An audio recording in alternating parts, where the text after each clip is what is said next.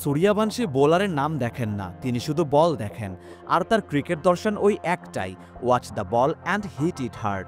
গুজরাটের ১৫০ টেস্ট খেলা bowling line আপকে নিয়ে ছেলে খেলা করলেন এখনও গোফ না ওঠা ১৪ বছরের এক বিস্ময় বালক, দ্য বেবি বস।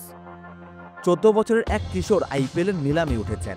বৈভব সূর্যবংশীর খবরের শিরোনাম হতে এতটুকুই যথেষ্ট ছিল। তবে যে ছেলের নামের মাঝে সূর্য আছে, তিনি তো চাইবেনই তার তপ্ত আলোক রশ্মিতে ক্রিকেট মাঠ উত্তপ্ত করতে। সেই আলোক রশ্মিতে রীতিমতো পুড়ে ছারখার হয়ে গেছে ঈশান্ত শর্মা, রশিদ খানদের মতো পোর খাওয়া বোলাররাও। অনেকে বলে থাকেন আইপিএল বাচ্চাদের খেলা নয়। বৈভব সূর্যবংশী সেই ধারণা ভুল প্রমাণ করলেন। গোটা দুনিয়াকে দেখালেন ছোট পটাকা কত বড় ধামাকা করতে পারে। গুজরাট টাইটান্সের বিপক্ষে ১১ ছক্কায় ৩৮ বলে ১০১ রানের ইনিংস খেললেন। নিজের তৃতীয় আইপিএল ম্যাচেই তিনি জানিয়ে দিলেন নিজের আগমনী বার্তা। সূর্যবংশী অবশ্য প্রথম ২ ম্যাচেই নিজের আগমনের বার্তাটা দিয়ে রেখেছিলেন।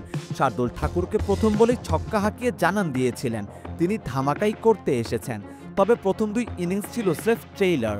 রাজস্থান রয়্যালসের বিস্ময় বালক এবার পূর্ণাঙ্গ সিনেমা দেখালেন। টি-20 বল পেটানোরই খেলা, প্রতি ম্যাচেই কেউ না কেউ এসে ঝড়ো ইনিংস খেলবেন, এটাই স্বাভাবিক।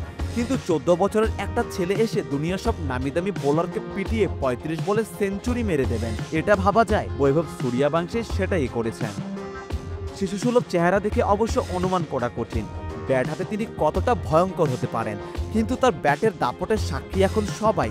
৯০ মিটার লম্বা ছক্কা থেকে শুরু করে বিশাল সব ছক্কা মেরেছেন একের পর এক, বনে গেছেন ক্রিকেট ইতিহাসের সর্বকনিষ্ঠ সেঞ্চুরিয়ানে।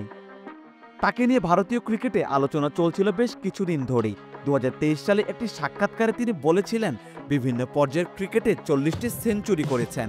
গত বছর ভারতের অনূর্ধ্ব-১৯ দলের হয়ে অস্ট্রেলিয়া অনূর্ধ্ব-১৯ দলের বিপক্ষে যুব টেস্টে সেঞ্চুরি করেছেন ৫৮ বলে। তবে তার সত্যিকারের বয়স নিয়ে অবশ্য সংশয় আছে। ২০২৩ সালে একটি সাক্ষাৎকারে তিনি নিজেই বলেছিলেন তার জন্ম ২০০৯ সালের ২৭ সেপ্টেম্বর।